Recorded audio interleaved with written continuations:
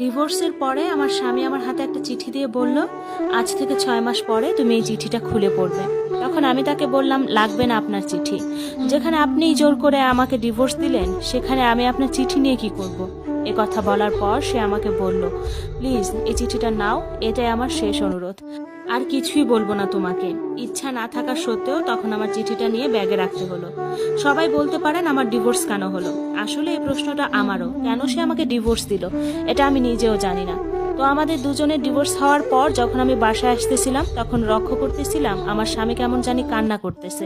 মনে মনে ভাবলাম, যা ইচ্ছা করুক তো, আমাকে নিজেই সে ডিভোর্স দিয়েছে। সে আমার স্বামী না, সে আমাকে ঠকিয়েছে। আজ থেকে ঠিক 4 বছর আগে আমি তার সাথে সম্পর্ক করে বিয়ে করেছিলাম, কিন্তু সে যে আমার সাথে এরকম করবে আমি কখনো ভাবতেও পারিনি।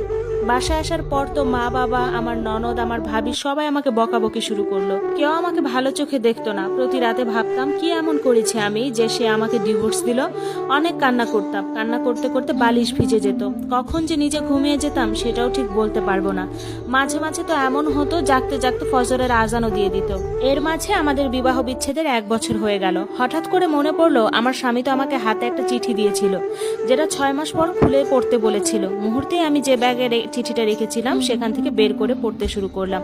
চিঠিতে আমার স্বামী লিখেছিল, প্রিয় মারিয়া, আমাকে ক্ষমা করে দিও তোমাকে ডিভোর্স দেওয়ার জন্য। খুব ইচ্ছে ছিল তোমাকে নিয়ে শখের একটা নীড় বাঁধবো, কিন্তু সেটা আর হলো না। জানো মারিয়া, স্বপ্নটা আমার স্বপ্নই রয়ে গেল। তুমি না জানতে চেয়েছিলা কেন আমি তোমাকে ডিভোর্স দিলাম? তাহলে শোনো, আমার ব্লাড ক্যান্সার ধরা পড়েছিল। ডাক্তার আমাকে বলেছিল সর্বোচ্চ আর 4 মাস আমি বেঁচে থাকতে পারবো, এরপর হয়তোবা দুনিয়াতে আমি থাকতেই পারবো না। কথাটা শোনার পর কি করব ভেবে পাচ্ছিলাম না। ভাবলাম যদি তুমি এ কথা জানতে পারো তাহলে আমার থেকে তুমি সব থেকে বেশি কষ্ট পাবে। আমি চাইনি তোমাকে কষ্ট দিতে, কারণ এই পৃথিবীতে তুমিই একমাত্র ব্যক্তি যে আমাকে সবচেয়ে বেশি ভালোবাসো। সামান্য একটু অসুস্থ হলে তুমি দিনের পর দিন কান্না করো, একটু জ্বর হলেই তুমি কত রাত না ঘুমিয়ে আমার জন্য পার করেছো। আর যদি আমি আমার এই অসুস্থতার কথা বলি তাহলে তো তোমার জীবনটা অর্ধেক শেষ হয়ে যাবে। আমি চাইনি তোমাকে কষ্ট দিতে, যার কারণে তোমাকে ইচ্ছাকৃতভাবেই ডিভোর্স দিয়েছি, যেন তুমি আমাকে অনেক বেশি ঘৃণা করো, অনেক অনেক।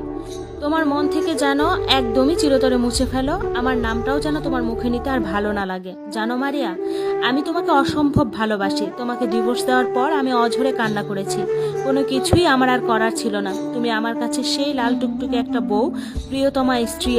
আমার চোখে দেখা দুনিয়ার সব থেকে শ্রেষ্ঠ নারী হচ্ছে তুমি। তোমার মতো কাউকে আমি পাইনি। যদি আবার পুনর্জন্ম বলে কিছু থাকে আমি তোমাকেই চাইবো, কিন্তু সেটা তো আর সম্ভব না।